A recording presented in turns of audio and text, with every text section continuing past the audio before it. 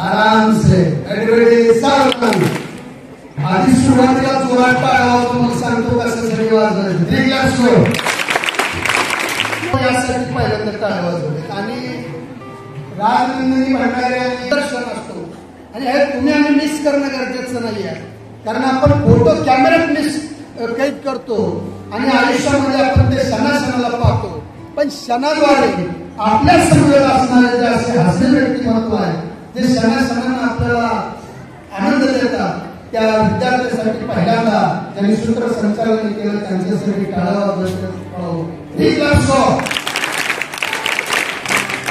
जास्त नाही एकदम 5 मिनिटांमध्ये खरं म्हणजे आई-वडिलांच्या प्रेमाला दोस्तांच्या प्रेमाला आणि विद्यार्थ्याच्या कामाला आणि प्रेमाला हा सोना जगतात कधीच नाही म्हणत नाही हा डिजिटल शब्द ज्यांच्यामुळे काढून टाकलाय त्या महामानवाचा आज परिनिर्वाण दिन आहे आणि हे नाही का म्हणत नाही आमच्या मित्र कळले सरांनी सांगितलं की बोलायला लागतंय भले स्वतःला टाळा जाईल पण शब्दाला दोस्तांचा सारा टाळा जाऊ द्यायला नाही यासाठी आपण या ठिकाणी उपस्थित आहे अरे टाळा गेल्यानंतर शरीर न बुजवता येतो पण आयुष्याला गेलेला टाळा हे माणसाच्या मानवतेच्या फुंकारानं बुजवला जातो हे ज्यांनी सांगितलं ते होते महामानव डॉक्टर बाबासाहेब आंबेडकर म्हणून मी म्हणतो बोला डॉक्टर बाबासाहेब आंबेडकरांचा जोरात पाहिजे डॉक्टर बाबासाहेब आंबेडकरांचा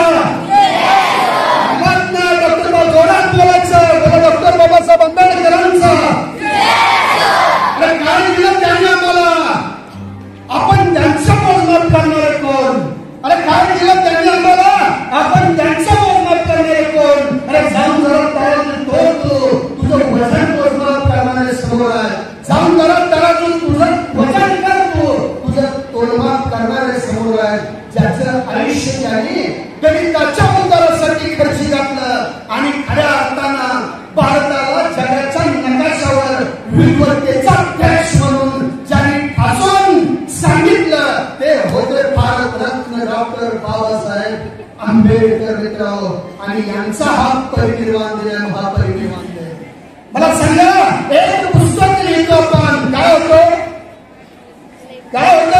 वाचतो आणि सोडून देतो पण ज्यांनी 32 पुस्तकं लिहिलेत आपल्यासाठी आणि 64 देशामध्ये त्या 35 पुस्तकाचं वाचन होतं आणि जगातील 1 नंबरचा विद्वान ज्यावेळेस म्हटलं जातं आयला गायला कुणाचं नाव घेतलं जातं त्या पुस्तकांचं देवांचं तुमच्या आमच्या ज्यांनी हक्काचं संरक्षण करण्याचं आपल्याला तो म्हणजे देव डॉक्टर भीमरावजी आंबेडकर यांचं एक छोटासा मुलगा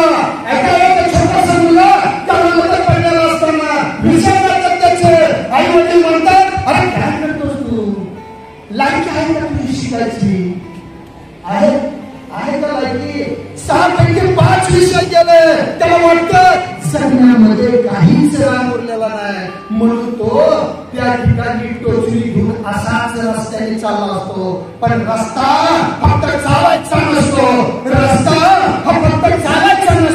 अरे कोणत्या दिशेने चालायचं असतं अरे हेच तर ठरवून दिलंय भीमरावजी आंबेडकरांनी तो मुलग्याला कोणत्या दिशेने चालायचं हे माहित नसतं तो असाच चालला फक्त कसं जीवनाची साडी येतो समाजा असा विचार मेंदूमध्ये घेऊन तो नशा चढलेल्या माणसासारखा रस्त्याने भीड काढत समोर एक गाडी येते त्या ठिकाणी चालत असताना विचार डोक्यात होते 5 विषय गेले जगून तर काय करायचंय नशा चढली होती जीवन संपवायची आणि दुर्दशा करायची होती आयुष्याची तो चालत असतो समोर वाहन येतं त्या ठिकाणी त्याला कळत नसतं त्याच वेळेस गतीमध्ये त्या ठिकाणी असतो हा ठेचकावतो आणि फारशी बाजूला पडतो कारण त्याची ठेच बाजूला पडत लागल्यामुळे तो बाजूला पडतो ती गाडी त्याच ठिकाणी समोर बाजूला जाते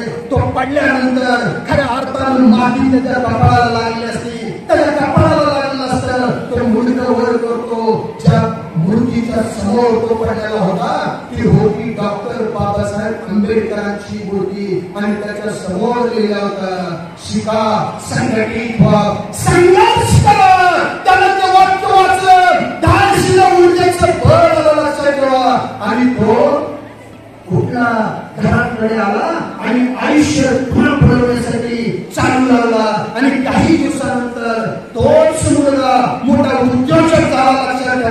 हे सांगण्याचं तात्पर्य म्हणजे काय, माणसाने माणुसकी जर घडवायची असेल तर शिक्षण घेतलं पाहिजे.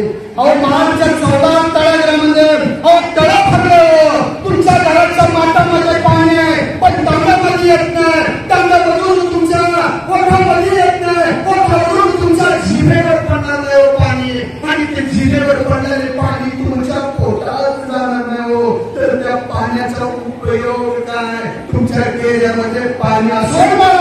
अशी अवस्था होती समाजाची, अशी अवस्था होती समाजाची. आणि यासाठी पाणीच द्यायचं आहे तर महाडच्या 14 तळ्याचा सत्याग्रह त्यांनी केला. मारला तरी चालेल पण मी माझ्या गरिबांसाठी पाणी प्राशन करणार, हे ज्यांनी घडवून दिलं ते होते डॉक्टर बाबासाहेब आंबेडकर. असा महामानव ज्यांनी 2 वर्ष 11 महिने 18 दिवसामध्ये, काही ठिकाणी 17 दिवसाचा उल्लेख आहे, ज्यांनी राज्यघटना आपल्याला दिली. याच बाबासाहेबांची जयंती जगामध्ये 1 नंबरवर साजरी केली जाते आणि याच बाबासाहेबांचा महापरिनिर्वाण दिन आपण साजरा करतोय. महापरिनिर्वाण दिन साजरा करत असताना काय असणं गरजेचं आहे, चालत चालत चालत चालव, चालता चालता पळायला शिका, पण कोणत्या दिशेने जात आहे हे धैर्य ठरवायला शिका. हे ज्यांनी आपल्याला घडवून दिलं ते डॉक्टर बाबासाहेब आंबेडकर होते. एक मुंगी हातीला मारू शकते, हे कधी शक्य आहे. सुखातून भाग घ्यायचा असेल तर लढावं लागेल, लढायचं असेल तर शिकावं लागेल, शिकायचं असेल तर ज्ञान मिळवावं लागेल, आणि ज्ञान जर नसेल तर तुम्ही पराभूत होणार. रणात पराभूत व्हायच्या आधी मनात पराभूत होणार, आणि जे मनात कधीच पराभूत झाले होते ते होते डॉक्टर बाबासाहेब आंबेडकर. डॉक्टर बाबासाहेब आंबेडकर. अहो देव पाहिला नाही हो मी, माणसात देव पाहतो, आणि एक देव अवतरला ज्या देशामधून तुम्ही बाहेर गेलाय. असा 32 देश म्हणण्यापेक्षा पृथ्वी तलावर कुठलाही देश असू द्या, तुम्ही जर म्हणला आय इंडियन, अरे हे वाक्य म्हणलं बरोबर आपल्याला स्फूर्ती करते. इंडियन, अरे इंडियन हा कल्पन, आणि तिथं जर तुम्ही सांगितलं आय इंडियन, लक्षात ठेवा की लोक तुमच्या पाया पडतात फक्त एका गोष्टीमुळं, फक्त एका गोष्टीमुळं.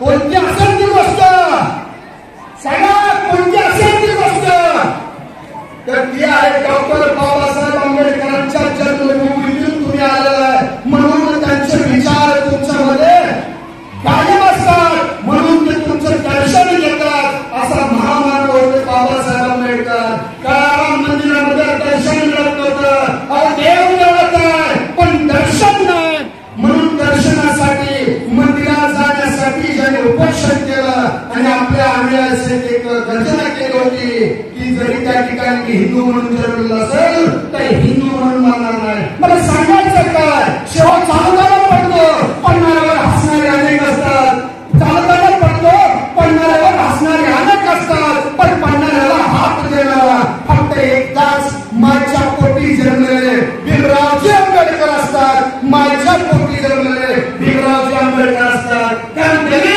हिंमत पडलेला असताना ज्यांनी आपल्या आयुष्याची राख रंगवली केली, पण राखेतून फिनिक्स प्रमाणे धावायला गेल्यासाठी ज्यांनी नेहमीच त्या पिचलेल्या लोकांना सहकार्य केलं बाळाव, ते होते भीमरावजी आंबेडकर. यांच्याकडून घ्यायचं काय, अभ्यास करताना 1 मिनिट जर आपण पुस्तक समोर धरलं, 1 तास जर वाचायला लागलो, अरे वाचा म्हणजे वाचेल, इंग्रजी म्हणजे वाघिणीचं तुला आपण येणार कधी, वाचणार सोडून देणार, येणार कधी, गुरगुरायचं नाम येणार कधी. जर तुम्ही गुरगुरायचं असेल आधी इंग्रजीचं वाघिणीचं दूध द्यायला शिका. म्हणून मी सांगतोय, आमच्या मित्रांनी आम्हाला या ठिकाणी ढकललं, दडा चालवायचा नसेल तर आम्ही बोलतो, आणि आमच्यासाठी तुम्हाला करायचं असेल तर एकदा होईना इंग्रजीचं दूध पेलच पाहिजे. अरे कशाला अंकुर भंतूर वेळ घालवायला, अरे कशाला. लक्षात ठेवा, 18 तास ज्याने अभ्यास केला ते होते डॉक्टर भीमराव आंबेडकर. 6 तास फक्त उरलेले काम करून ते त्या झोपायचे. त्यांना विचारलं गेलं, इतकं का राबता होती. मी राबतो फक्त माझ्या लोकांसाठी, मी राबतो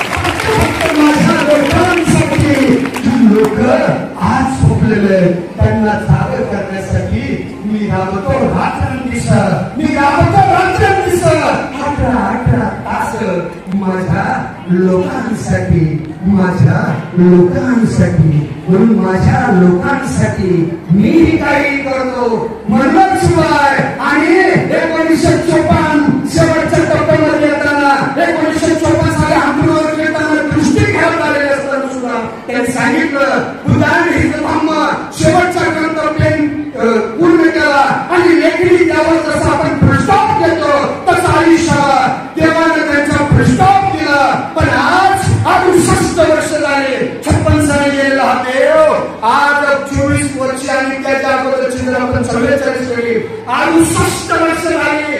लेखणीतला एक दुसरा शब्द चुकला नाही, कारण एकही पीठ बदलली नाही, एकही कलम झालं नाही, एकही इकडं तिकडे झालं नाही. असं काटून बोजांनी घालून दिलं. या महामानवाला माझा कोटी कोटी प्रणाम. आता तास अभ्यास करा, जिथं वाचता येईल तेवढं वाचता, आणि वाचता नाही तर दुसऱ्याला वाचवण्याचा प्रयत्न करा, आणि वाचवण्याचा नाही प्रयत्न करायला त्याच्याशी प्रेम करण्याचा प्रयत्न करा. आणि तेही नाही थांबलं तर त्याला एक लखलखी क्षण म्हणजे तुमच्या समोर असलेला हा माझा क्षण तुझ्यामुळे लखलखीत झाला हे सांगा.